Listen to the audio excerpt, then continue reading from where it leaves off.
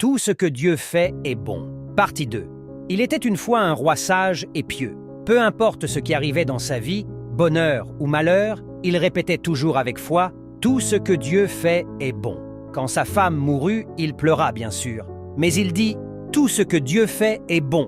Quand une sécheresse toucha le royaume, il dit encore « Tout ce que Dieu fait est bon ». Son conseiller, lui, était un homme intelligent mais orgueilleux, qui ne croyait pas vraiment en Dieu. Il trouvait cette attitude naïve, presque irritante. Comment peut-on dire que la mort, la souffrance ou la perte soient bonnes, pensait-il. Un jour, le conseiller fut pris de jalousie envers le roi. Il se dit « Je vais lui prouver qu'il a tort, je vais lui faire du mal, et on verra s'il dira encore « Tout ce que Dieu fait est bon ».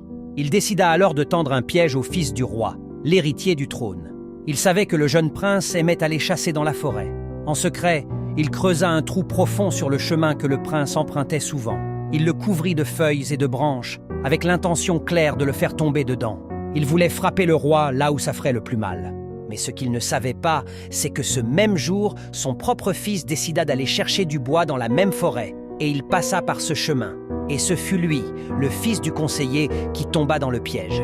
Le choc fut terrible. Le garçon mourut sur le coup.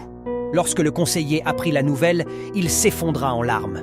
Il courut au palais pour avouer toute la vérité au roi, en pleurant « Sire, j'ai voulu tuer votre fils. J'ai mis un piège pour lui, mais c'est mon propre fils qui est tombé dedans. Il est mort. Pardonnez-moi. » Le roi resta silencieux un moment, les yeux pleins de compassion. Puis il posa sa main sur l'épaule du conseiller et lui dit « Tu vois, mon ami, tout ce que Dieu fait est bon. » Le conseiller s'effondra de honte et de douleur, mais aussi de lucidité. Ce jour-là, il comprit la profondeur de cette phrase qu'il avait toujours méprisée. Ce qu'il croyait être une simple croyance était en réalité une sagesse divine. Le mal que tu prépares pour les autres peut revenir vers toi. La justice divine agit parfois en silence, mais toujours avec vérité. Et parfois, ce que l'on ne comprend pas aujourd'hui prendra tout son sens demain.